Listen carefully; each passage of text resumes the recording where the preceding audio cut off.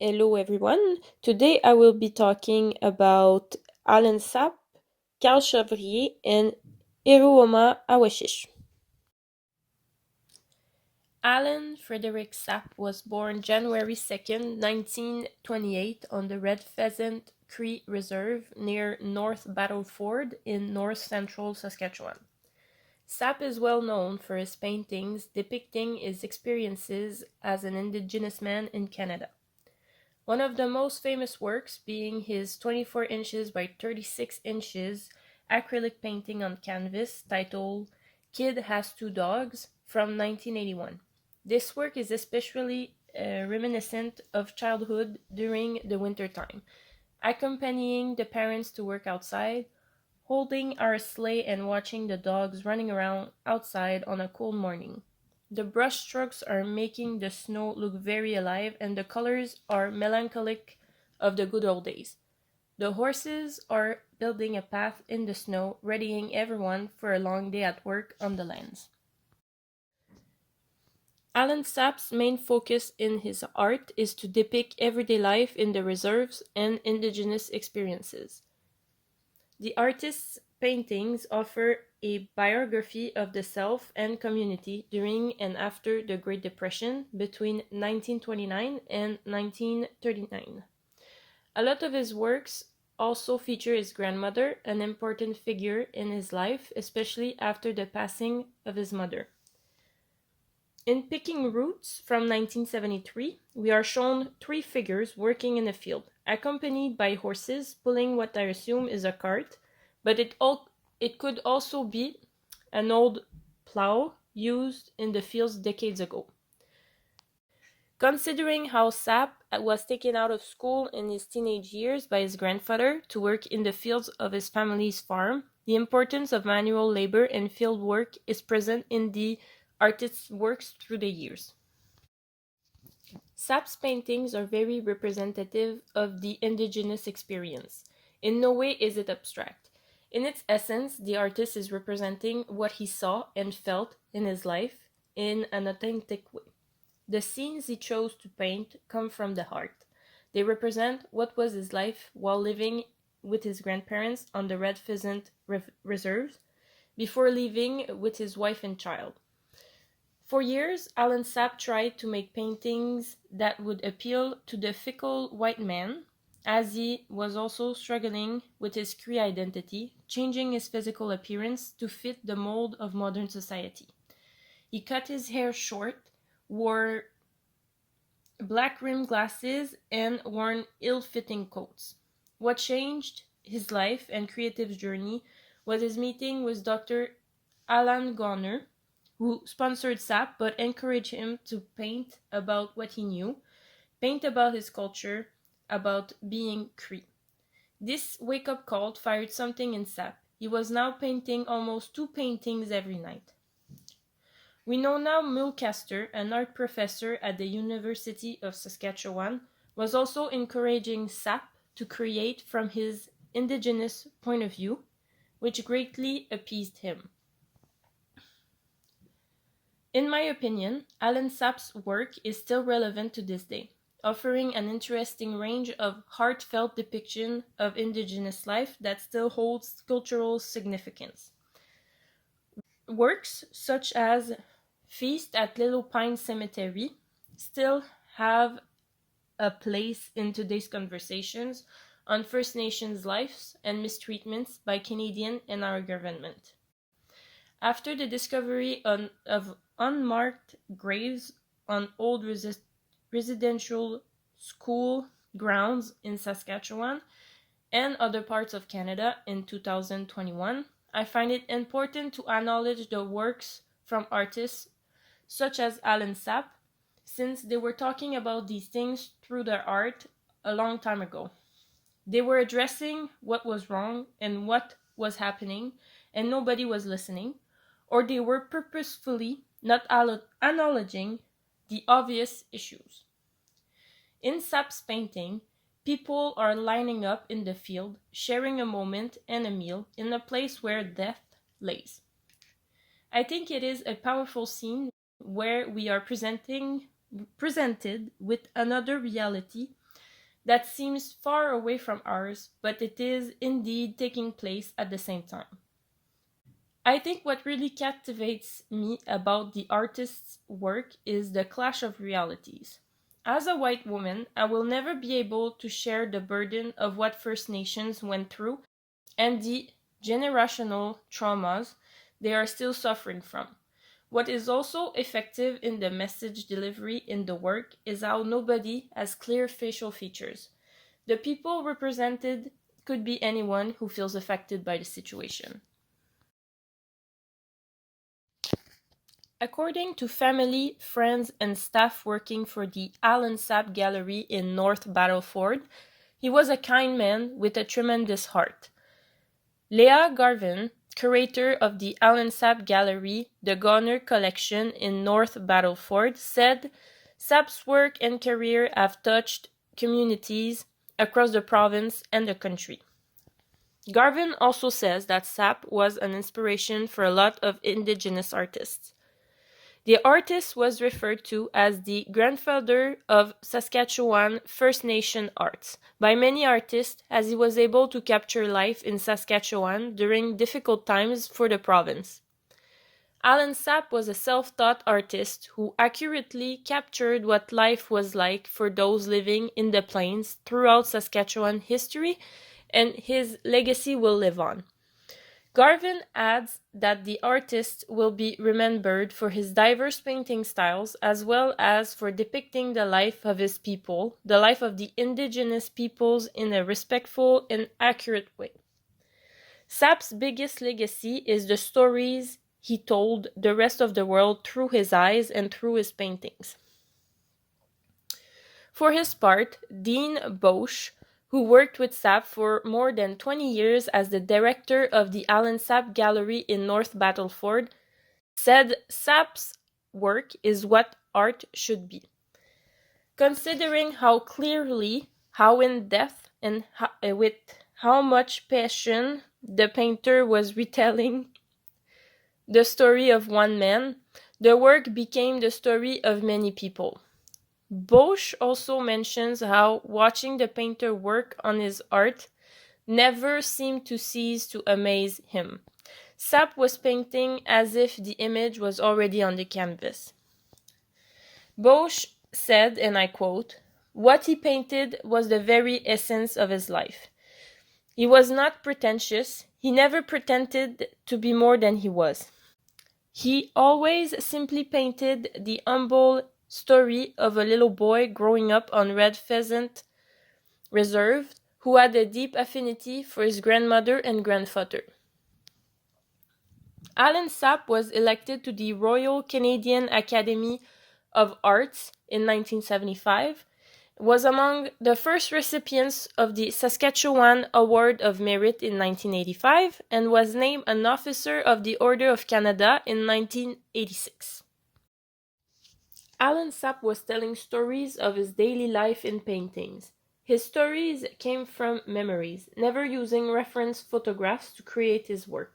His work is also a kind of documentary of nature, since most of his work deals with experiences happening outside, involving nature, plants, and animals. His paintings tell the story of Indigenous people on the prairies during the mid-20th century and serve as a critical bridge for other cultures to come to understand the Indian way of life and the worldview underlying it.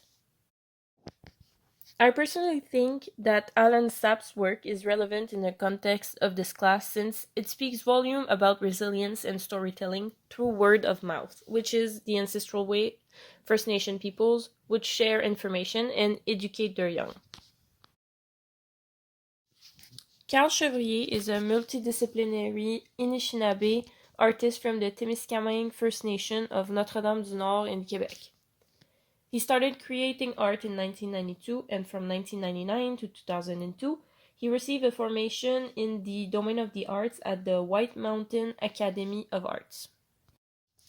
Chevrier works with the themes of environment preservation, identity, healing, and mutual aid. I think one work that speaks volume on the artist's interest in volition to speak on environmental and social issues would be his work titled This Atom is Mine, Mother Earth, from 2014. This piece talks about the project of garbage burial in the abandoned mine named Adam Mine. This is a perfect example of assemblage of natural and industrial objects, wood sculpting, metal casting, as well as storytelling. The base of the work is a sculpted face with a worried, even scared expression. Moving forward, we encounter various holes made in the wood of the tree's trunks, where metal is dripping. The metal drips remind me of the electronic pollution we are facing, coming from the poor management of e-waste generally buried or thrown away with regular trash. Going further up the branches, we see syringes poked into holes, dripping blood. There are also replicas of smaller barrels labeled "Do Not Open" with a high toxicity sticker placed onto them. What is very interesting is the very top of the sculpture where the branches separate into hands, holding on to a terrestrial globe. The globe is perforated with various metal hooks, while the hands carrying the globe are handcuffed. As a whole, we can really feel the concerns of the artist, from the worried face to the restrained arms. It is a cry for understanding of the environmental conditions which are getting worse every year. I think it also challenges what we know about what is going on behind the scenes and how little we can actually do.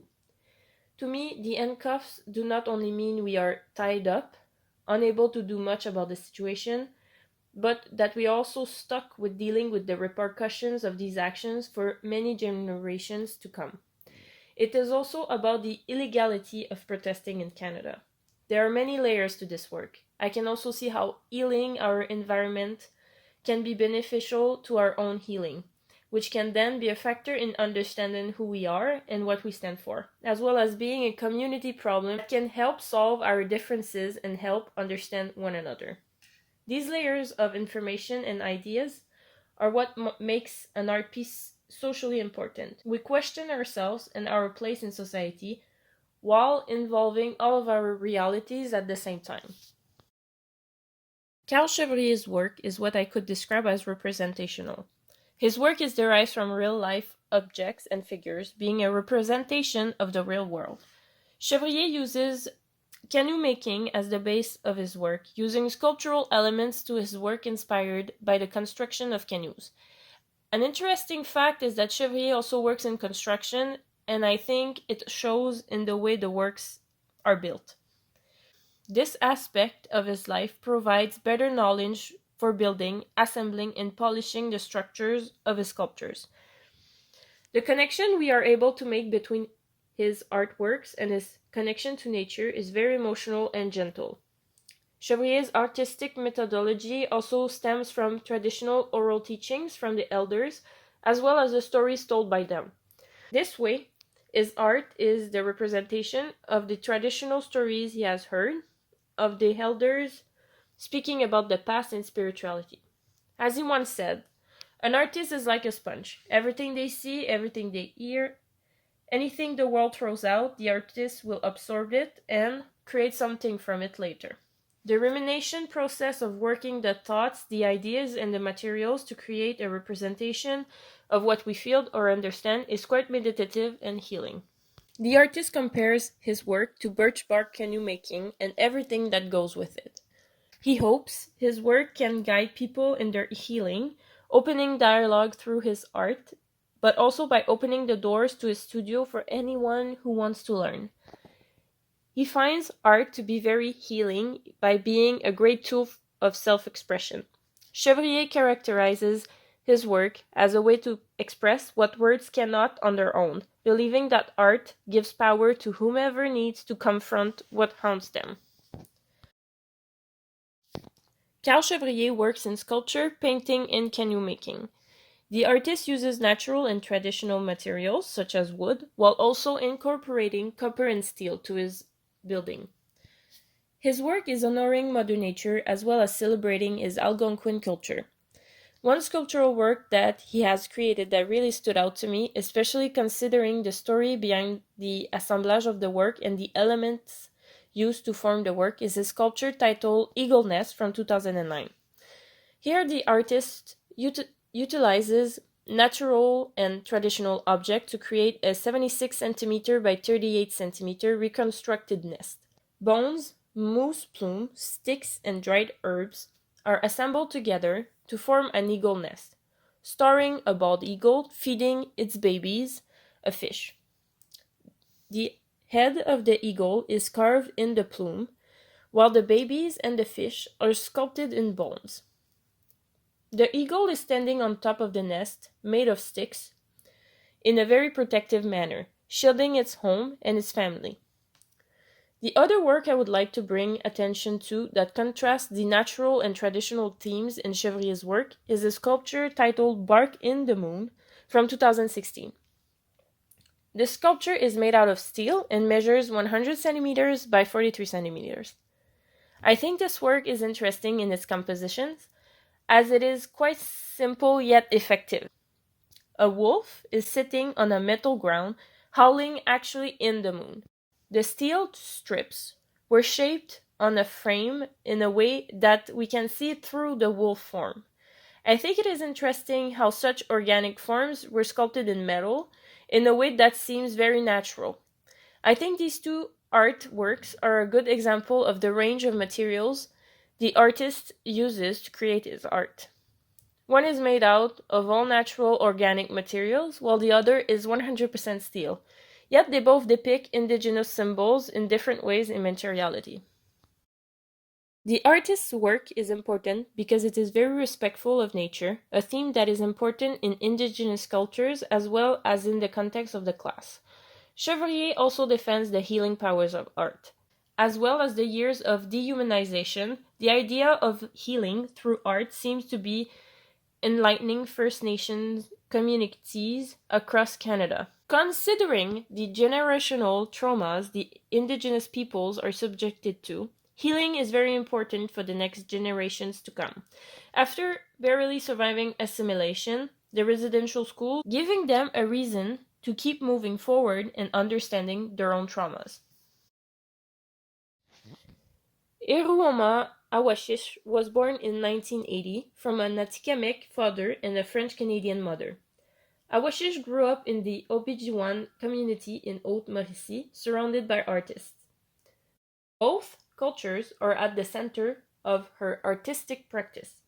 She received her bachelor's degree in interdisciplinary art at the University of Quebec in Chicoutimi and mainly works in painting, installation, and performance, all the while designing clothes for her brand Awa Rebel.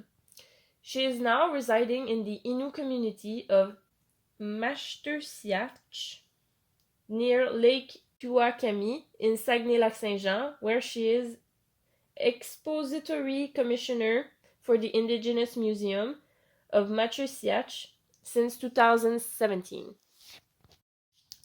One of the main sources of inspiration for Iruoma Awashish's work is their double identity. She creates a space where dialogue between Quebec's culture as well as the Atikamekw culture come together and question the concept of miscegenation and metamorphosis. The artist also approaches the ideas and differences between ancestral ways of living and the contemporary modern ways. Awashish is interested in opening the discussion on the idea of hybridization of indigenous cultures associated with today's society rather than the traditional ones. Awashish's work is representational. The figures she uses in her works are quite easily recognizable. The compositions are not over the top complicated, but still have an interesting dynamic between the elements. Her works often represent birds, bears, and fish. The name Atikamekw means people of the white fish. Therefore, the symbol of the fish is important in their culture. The bear represents strength and courage, while the goose is a symbol of protection. If we take a look at her work titled Mitisiwin, which is a 24 by 24 inkjet print on paper, we can see the animals, the bear and the fish, living in harmony. The piece is made in the form of a circle, referring to the circle of life and wholeness, regrouping specific elements together, forming a whole. There are lightning bolts, flowers and leaves, hearts, and what looks like arrowheads, forming the ecosystem inside the circular form. These elements are important in indigenous culture, symbols of truth and honesty, protection and strength, all the while representing the connection the artist has with the land and its vegetation, while also being the center and the connection to everything. I think it is an important image to understand what is of importance in First Nation cultures. Headlines about the artist's exhibition and works describe Iruoma Awashish as an unavoidable talent. I personally understand why she would be qualified as such. The artist is bringing together two cultures with differing beliefs, Atikamekw and Catholic, together in order to talk about issues surrounding the rocky relationship. I think the artist is doing a beautiful job at highlighting the conflicts, aiming to make First Nations struggle understood in the rest of Canada's population. I think one of her works that englobe these themes would be Kakyaku Wapikoni, 28 by 38 inkjet print on paper. The composition of the work is quite interesting. The centerpiece of the work rests in between the side view of a flying crow, which also looks like two hands holding the overflowing center. The wings look like they are holding the most important things related to the culture, and in this case, it looks like the land and its vegetation is of high importance. The colors are also important ones in the culture. This piece has colors representing love, wisdom, divinity, and war. I would interpret this as going to war for what is important. I would interpret this as going to war for what is important, fighting for the right things. I think it is important to understand what has value, what is important, in order to have a better understanding of who we are and where we come from, which is a theme the artist is displaying through a work. The artist describes their work as a representation of their miscegenation, their indigenous and Quebecois roots. Awashish is also talking about mixing the symbolism of certain Catholic symbols, appropriating, deconstructing its meaning, and changing what they are. In this way, she hopes to break the feeling of dominance the Church had on Indigenous communities. She also describes her works as a bridge for better communication between First Nation and white Canadians. Using art as a universal tool, she is giving back to her community through stories about the indigenous realities in modern-day society. Eruoma Awashish works with both organic and industrial mediums. Using painting, performance, and installation, as well as video, she talks about what it is like to be indigenous, as well as talking about the two cultures that clash together through the years. I think our work is interesting in the context of our class because we have talked about the appropriation of European symbols by the First Nation. One example of that would be the flowers that the indigenous women have had to embroider through the Catholic teachings, which is a symbol that the artist uses in her works and prints. We also discuss miscegenation as well as the identity struggles resulting from it. I think these three artists are relevant in the context of this class since their artistic practices revolve around the healing process behind their origins and their questioning of their own identity. Their art speaks to many at the same time, showcasing the resilience of the First Nations of Canada.